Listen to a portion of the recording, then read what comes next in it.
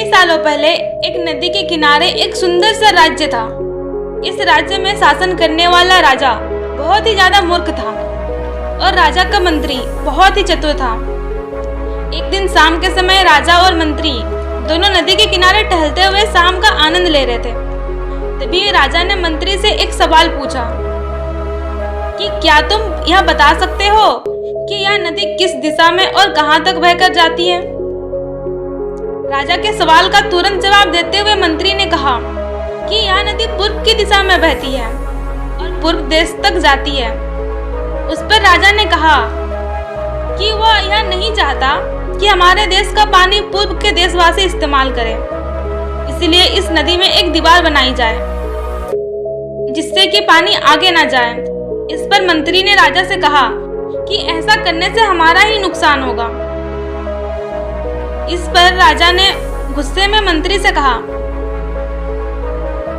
यह पानी हमारा है और पूर्व देश वाले इसे मुफ्त में इस्तेमाल कर रहे हैं और तुम बोल रहे हो कि इसे रोकने से हमारा ही नुकसान होगा।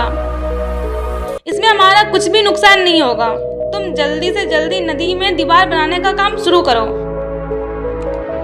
मंत्री ने राजा की आज्ञा का पालन करते हुए कारीगरों को बुलाया और नदी में दीवार बनाने का काम शुरू कर दिया।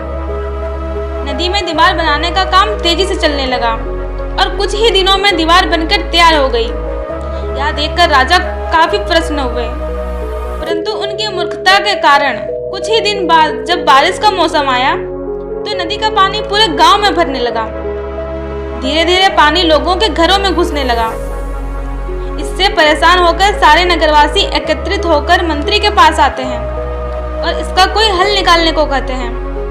मंत्री उन्हें आश्वासन देता है कि वह जल्द ही इस समस्या का हल ढूंढ निकालेगा। लोगों की परेशानी सुनकर मंत्री ने समाधान निकालने के लिए एक योजना बनाई। उन्होंने राजमहल में समय बताने के लिए घंटा बजाने वाले शख्स को भी इसमें शामिल कर लिया।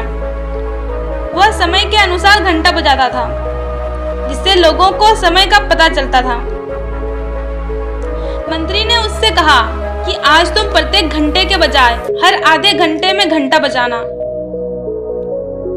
उस आदमी को मंत्री ने जैसा कहा ठीक वैसा ही किया, जिससे कि जब सुबह के 3 बज रहे थे तो उसने 6 बार घंटा बजा दिया। 6 घंटे सुनकर राजा और सभी नगरवासी को लगा कि 6 बज गए हैं और सुबह हो गई है। राजा उठकर जब बाहर आता है तो वह मंत्री पहले से ही वहां मौजूद होता है। बाहर अंधेरा देखकर राजा मंत्री से पूछता है कि अभी तक सूर्योदय क्यों नहीं हुआ। राजा के सवाल का जवाब देते हुए मंत्री ने कहा कि महाराज प्रातःकाल तो हो चुकी है, पर हमने पूर्व दिशा वालों के यहाँ पानी को जाने से रोक दिया है, तो शायद इसीलिए उन्होंने भी हमारे यहाँ सूर्य की रोशनी को आने से रोक दिया है।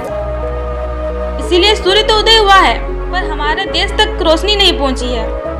ऐसा लग रहा है कि अब हमारे देश में कभी भी सूरज की रोशनी नहीं पहुंच पाएगी। ये सुनकर राजा चिंता में पड़ गए और मंत्री से पूछता है कि क्या कोई इसका उपाय नहीं है। तब मंत्री उत्तर देता है कि महाराज अगर आप नदी का पानी छोड़ देते हैं तो शायद हो सकता है कि वह भी सूरज को छोड़ देंगे, जिससे कि राज्य में फिर से रोशनी आ सकती है। इतना सुनते ही राजा मंत्री को तुरंत ही नदी का दीवार तोड़वाने का आदेश दे देता है। मंत्री कारीगरों को नदी में ले जाकर उन्हें दीवार तोड़ने के लिए कहता है।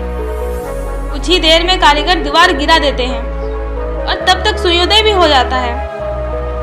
सूर्य की लालिमा को देखकर राजा काफी खुश होता है और मंत्री को उसकी बुद्धिमानी के लिए इनाम देने की घोषणा करता है। दोस्तों, इस कहानी से हमें यह सीख मिलती है कि बड़ी से बड़ी समस्या का समाधान भी बुद्धि से निकाला जा सकता है।